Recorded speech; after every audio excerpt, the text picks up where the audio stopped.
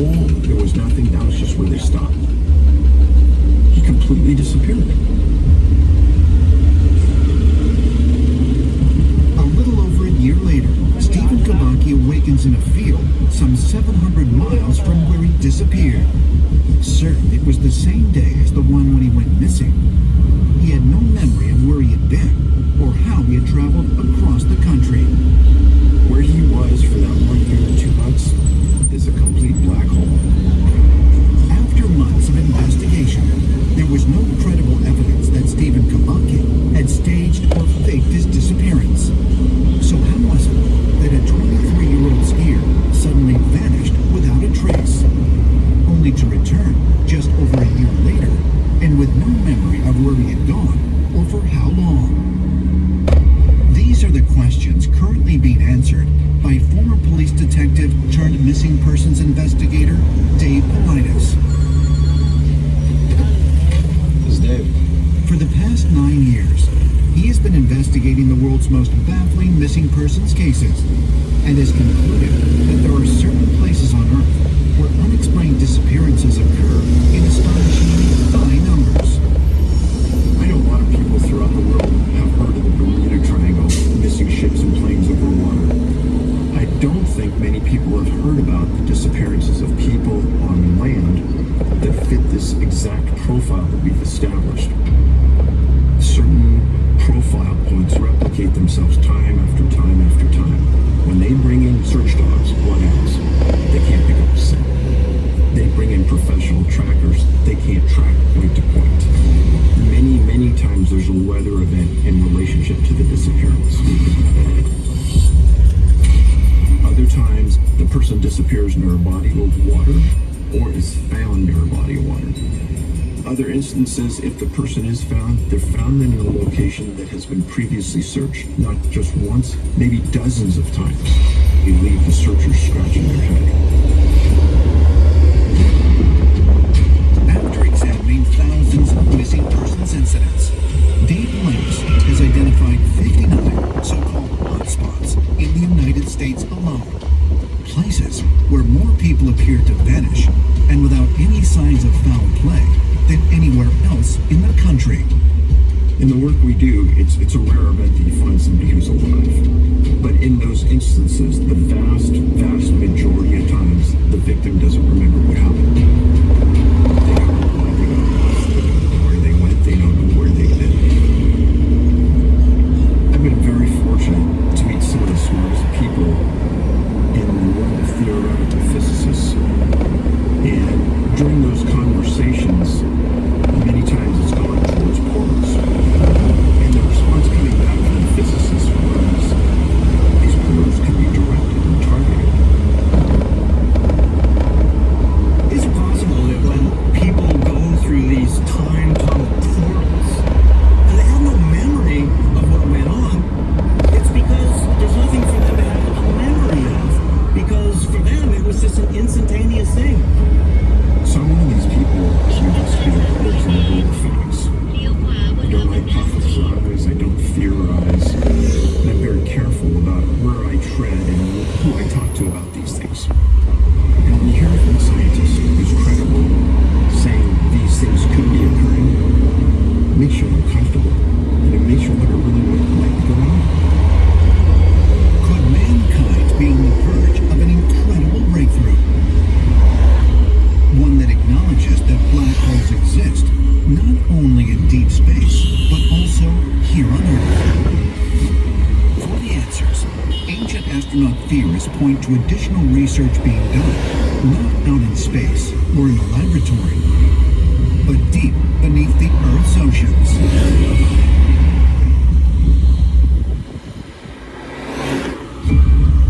September 3rd, 2013. Scientists from ETH Zurich and the University of Miami publish an incredible report. According to their research, they've discovered that many circular-shaped ocean patterns, otherwise known as eddies, are the mathematical equivalent of black holes in space. Mainstream scientists are now forced to ask themselves, have black holes been on Earth all along, not only in the the oceans, but also on dry land. Some people will say, oh, we understand black holes completely, and that's nonsense. We're seeing in the universe black hole candidates, and they're displaying a range of behaviors which we hadn't anticipated. It turns out that when you look at the mathematics of vortices, there's a certain universality. And we see them when you pull the plug in your bathtub. You see them in hurricanes and twisters. You see them as a universal feature of nature. We are looking for solutions to a unified electrodynamic space-time that will allow us to open a portal, a vortex portal perhaps, to another star system that we can transit. And to do that with a far lower threshold of energy than one would expect from conventional black hole theory. But if, as scientists are now beginning to discover, black holes can provide gateways through time and distance, not only in outer space, but on our own planet, will they also be controlled? As far as ancient astronaut theorists are concerned, the answer is a resounding yes. And they argue that Earth's black holes have been controlled for thousands of years, and by beings that are not of this world. We have to think of these vortex areas around the Earth as something that is useful, and that if extraterrestrials, other people can manipulate these vortex areas, that we could do that too. Physicists are always talking about our strange and beautiful universe, but our Earth is pretty strange and beautiful too. And maybe these black holes on Earth are going to be the key to open up the gateways to the universe for us. This is the stuff of science fiction, but it's actually the border between science fact and science fiction. And these are things that cannot be ruled out. Will the realization that black holes exist here on Earth help to resolve some of history's most unanswered questions? Questions concerning not only mysterious disappearances, but also those involving extraterrestrial visitation. Ancient astronaut theorists say yes, and suggest that mankind is standing on the threshold of an exciting future.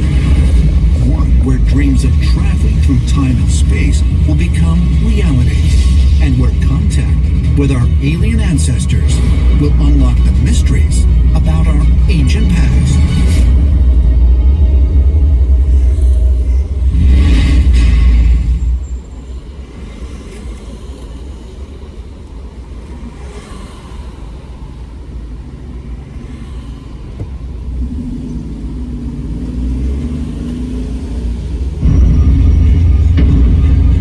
This was the language of the gods. Did extraterrestrial beings leave behind coded messages? We may find information that is vital to mankind. Messages that are carved in stone and found all over the world. There's been an explosion in new discoveries of geoglyphs that we didn't know about before. But once deciphered, will they reveal a message of hope? Many of the geoglyphs were created in order to contact someone up there. Or a deadly warning? Just imagine if we don't get that message, humanity could be in the balance.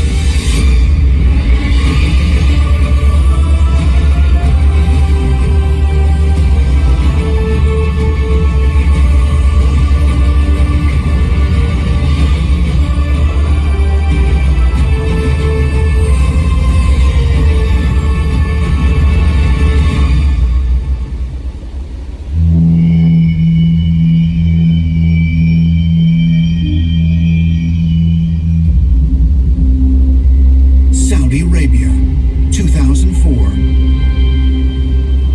While exploring the ancient lava fields of Herat Kaibar, amateur archaeologist Dr. Abdullah Al-Said comes upon a number of what appear to be stone walls, each approximately 3 feet high.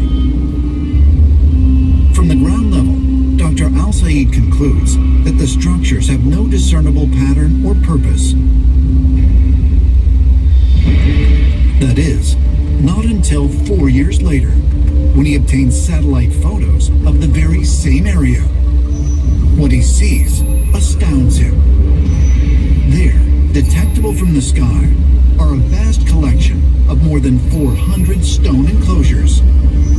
Known to the local Bedouin as the works of the old men, these mysterious structures are quickly examined and are revealed to stretch for hundreds of miles. They were within what's referred to as a lava field of activity, and are generally described either as kites or as gates, which are more rectilinear forms of them. And there are literally hundreds of these. In fact, they stretch all the way from Saudi Arabia right the way across to Jordan and into Syria. They're kind of like angular pyramids, almost going off into the distance like runways, widening at one end and being short at the other end. Although no record exists indicating when these structures were built, who built them, or why, the predominant theory among mainstream archaeologists is that they were constructed for hunting purposes many thousands of years ago. What we think they are prehistoric hunting sites where gazelle and other animals would be driven into the enclosure, and then on the outsides of the enclosure pits were dug and the animals would fall into the pits. The kites, when you visit them on the ground, are really hard to find. In the air you get the whole pattern. There are literally thousands of them, and they must have been in use for thousands of years. And why did they fall into disuse? That's an answer we haven't yet got. Although the theory that the stone structures were used for hunting purposes is compelling, ancient astronaut theorists argue that if these structures were really used for hunting gazelle, the walls would have needed to be more than 3 feet high, since a gazelle can leap more than 10 feet into the air. Instead, they suggest that because the structures are only viewable from the air, they should be considered geoglyphs. A geoglyph is just basically a drawing on the landscape, usually quite large scale. Most geoglyphs are in deserts, and in deserts you get a phenomenon which we call desert varnish. It's just a natural dark patina that builds up on the surface. So if you move the dark parts to one side, expose the lighter soil or sand underneath, that is one way of making a drawing. The second basic technique is to use the dark stones and pile them together to make shapes. Geometric shapes, animal shapes or whatever. And the third basic technique is simply a combination of the two. You move things to one side to expose lightness, you use the dark stones to make patterns, so you get a very nice combination of the two. In recent years, thanks to modern technology and particularly satellite photographs, there has been an explosion in new discoveries of geoglyphs that we didn't know about before. The interesting fact about all of these is that they point towards the sky. And what might this tell us? Well, the first thing is that many of the geoglyphs that we know today were only discovered once aerial surveys started in around the 1920s. All of them were only really revealed once aircraft got up into the air. And this tells us something very, very important.